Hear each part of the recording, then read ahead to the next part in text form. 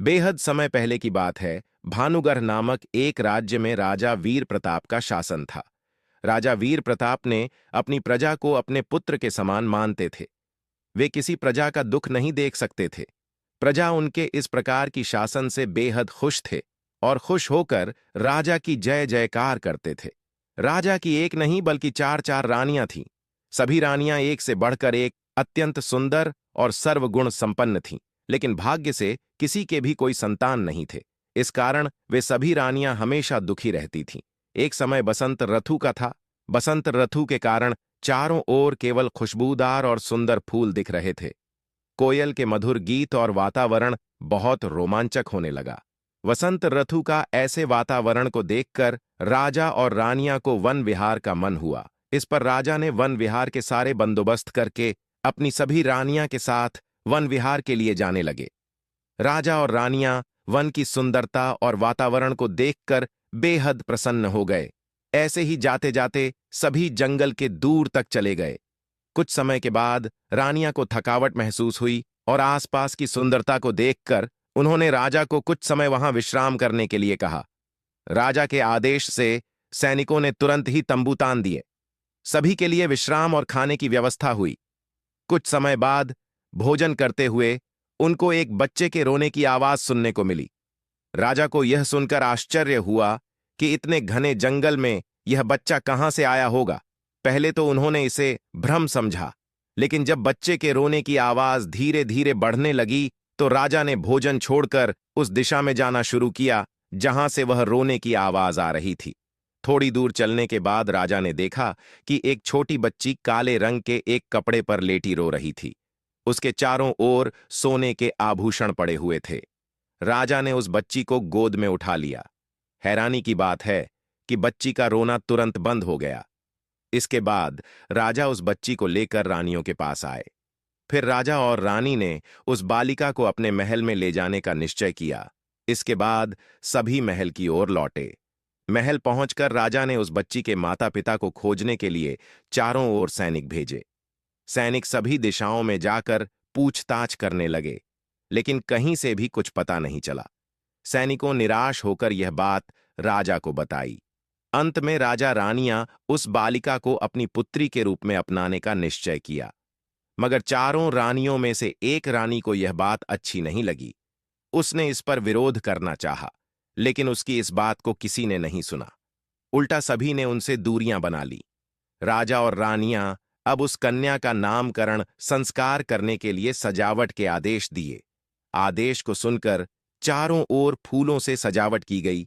सबको मिठाइयों के साथ गरीबों और ब्राह्मणों को दान दक्षिणा भी दी गई। प्रजा ने राजा और रानियों की जय जयकार की। संध्या के समय में चारों ओर ब्राह्मण मंत्रोच्चारण कर रहे थे। बस मुख्य पुरोहित का आना बाकी था, जो उस कन्या का नामकरण करने वाले थे। अचानक से जोर से बारिश और बिजली कड़कने लगी। चारों ओर अंधेरा छा गया।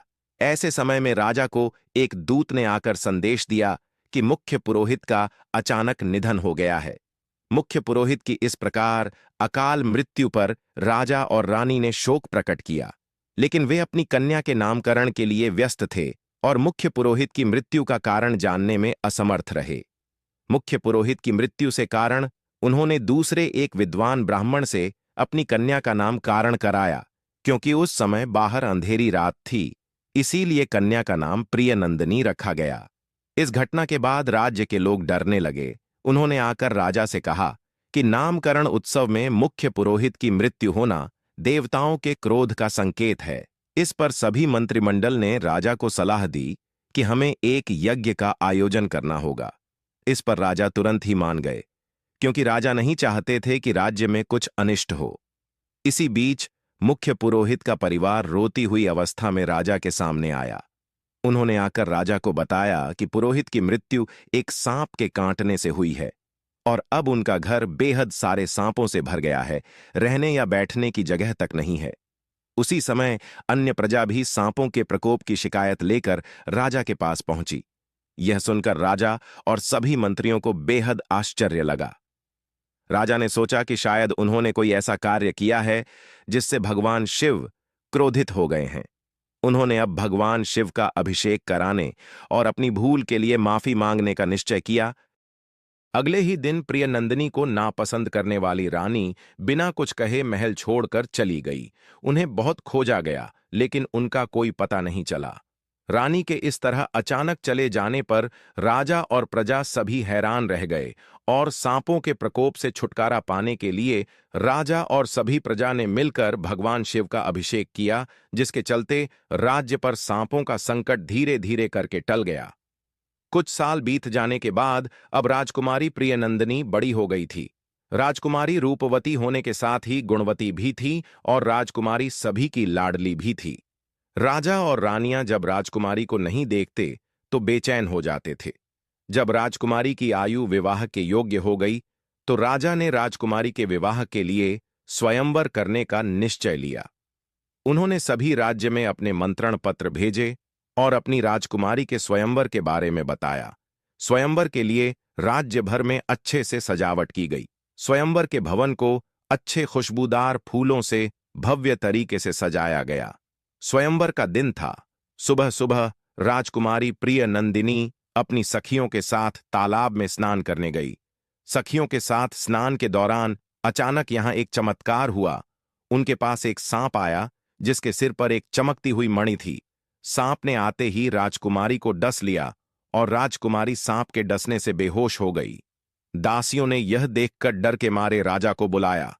राजा सैनिकों, मंत्रियों और रानियों के साथ तुरंत वहां पहुंचे, लेकिन राजकुमारी का कहीं पता तक नहीं चला, यहां तक कि उसके कदमों के निशान तक नहीं मिले।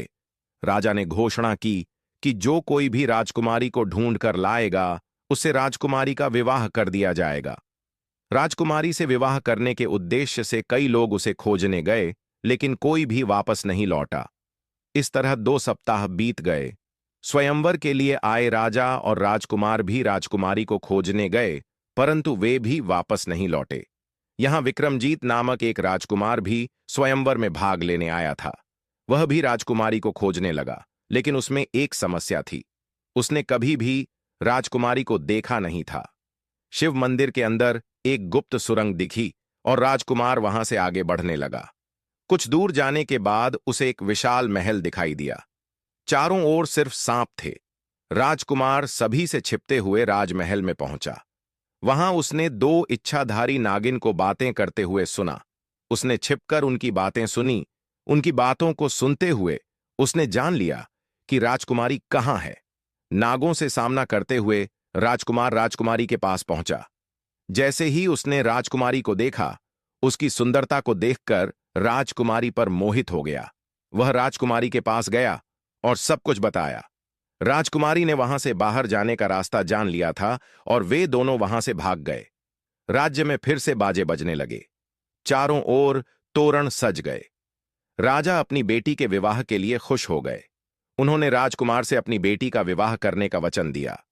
राजकुमारी के विवाह के लिए राजा वीर प्रताप ने राजकुमार के राज्य और पिता के नाम जानने की इच्छा जताई। राजकुमार विक्रमजीत ने अपने राज्य का नाम रायगढ़ और पिता का नाम महेंद्र बताया। यह सुनकर राजा और रानी चौंक गए। उनके चेहरे पर एक अनजाना सा डर छा गया था। यह देखकर राजकुमार ने इसका कारण पूछा तो राजा वीर प्रताप ने कहा, यह खुशी की बात है, क्योंकि तुम्हारे पिता मेरे बचपन के दोस्त हैं। कुछ कारणों से हम दोनों अलग हो गए थे, लेकिन आज मैं तुम्हारे साथ अपनी बेटी का विवाह करके फिर से एक हो जाऊंगा। इसके बाद राजा वीर प्रताप ने राजा महेंद्र से मिलने के लिए दूत को भेजा। राजकुमारी के विवाह समाचार से राज्यवासियों को खुशी हुई, लेकिन मंत्री खुश नहीं हो पाए। राजा महेंद्र के नाम को सुनकर राजा क्यों डर रहे थे? राजकुमारी के नामकरण में ऐसा अशुभ क्यों हुआ? क्या इसका कारण जानते थे मंत्री महोदय? आगे जाने से पहले कृपया वीडियो को लाइक, शेयर और चैनल को सब्सक्राइब करें। विवाह का दिन नजदीक आ रहा था। मंत्री राजा के पास गए और उस दिन घटी घटनाओं को याद दिलाया। मुख्य पुरोहित की मृत्यु का कारण जानने के लिए कहा, लेकिन राजा वह बातों को गंभीरता से नहीं ले रहे थे और कुछ महत्व नहीं दिया गया। विवाह का दिन आया। महल चारों ओर से विभिन्न रंगों की रोशनी से भर गया था। विवाह चल ही रहा था कि अचानक तूफान आने लगा। मंत्रियों ने यह देखकर समझ लिया था कि कुछ होने वाला है। वह वहां से भागने लगे। धीरे धीरे सभी उस स्थान को छोड़कर चले गए। राजा और रानी भी वहां से जाना चाहते थे। इसी बीच बिजली कड़कने लगी और देखा गया कि राजकुमारी वहां नहीं है। राजा और रानी चिल्लाए।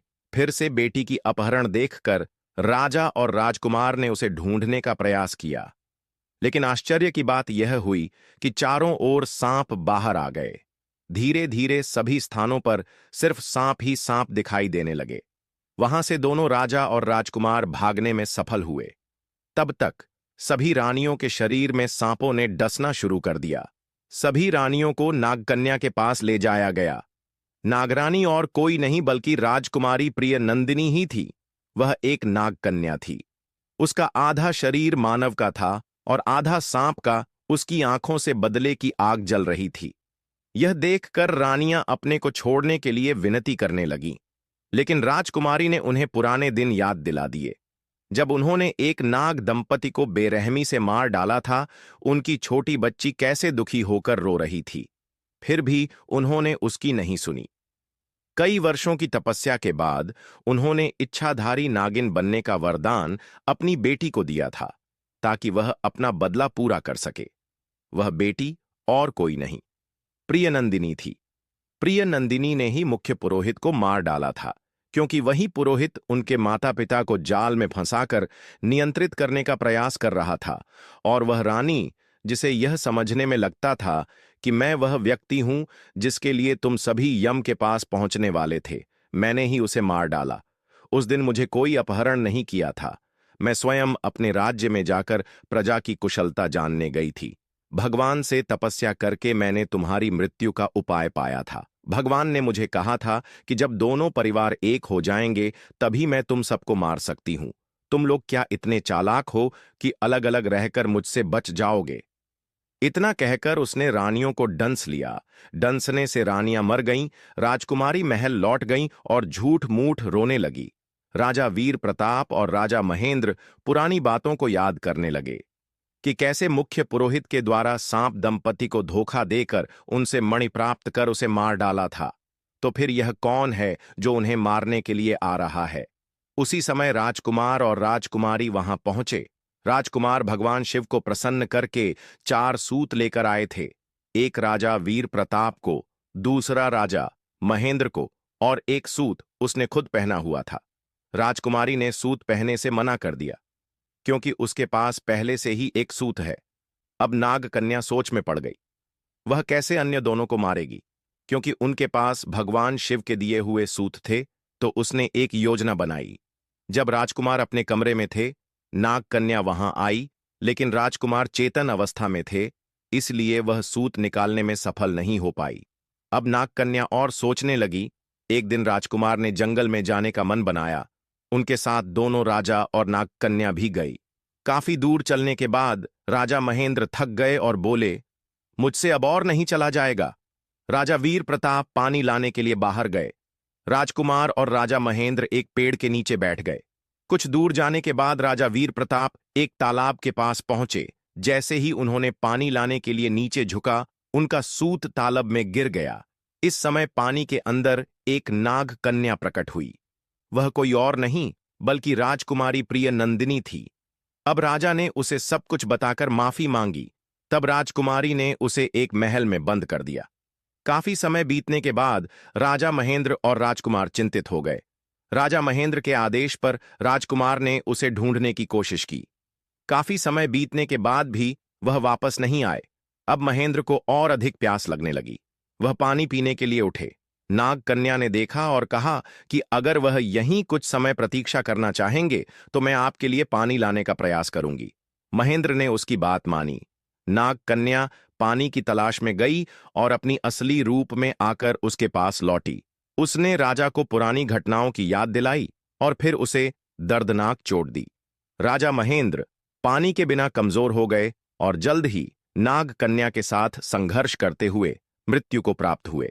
इसके बाद नाग कन्या खुश हो गई, क्योंकि उसने अपना प्रतिशोध पूरा कर लिया था। कुछ समय बाद राजकुमार अपने पिता को खोजने के लिए लौटे। इस समय रानी रोते हुए यह कह रही थी कि राजा महेंद्र को बहुत प्यास लगी थी और वह पानी की तलाश में गए थे, लेकिन वापस नहीं लौटे। दोनों बहुत ढूंढने के बाद भी राजा महेंद्र को नहीं ढूंढ सके। इसके बाद दोनों एक अन्य राज्य पहुंचे। वहां राज्यवासियों ने राजा के जन्मदिन के अवसर पर भोजन की व्यवस्था की थी।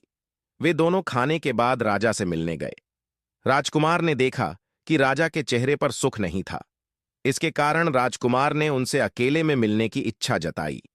राजकुमार ने कारण पूछा तो राजा ने कहा, उनका छोटा राज्य है और एक अन्य राजा ने इसे जोड़ने के लिए युद्ध का ऐलान किया है। राजा ने बताया कि उनके पास इतनी सेना नहीं है कि वह उसे बचा सके।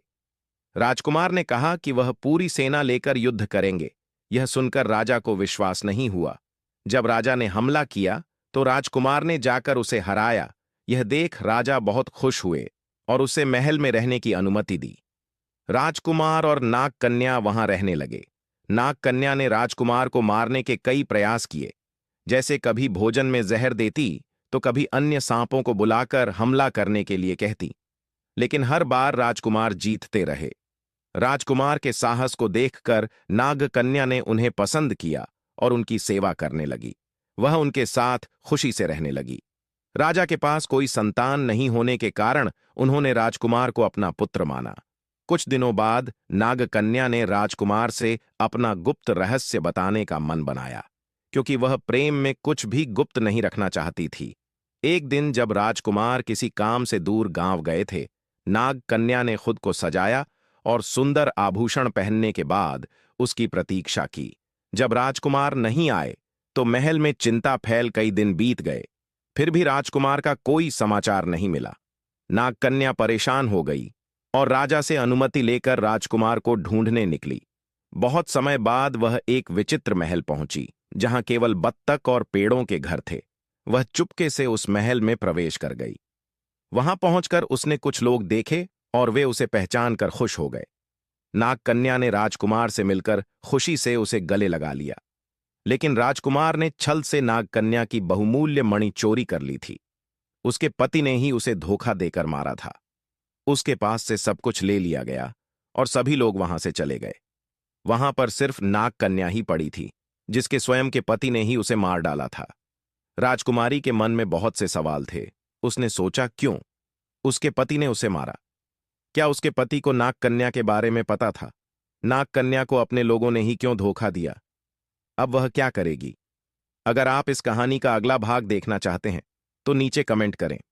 ऐसी नई नई स्टोरी सुनने के लिए हमारे चैनल को सब्सक्राइब करें। अगर आपको वीडियो अच्छा लगा हो तो वीडियो को लाइक करें और शेयर करें। फिर मिलेंगे एक नई कहानी के साथ। धन्यवाद। जय श्री राम।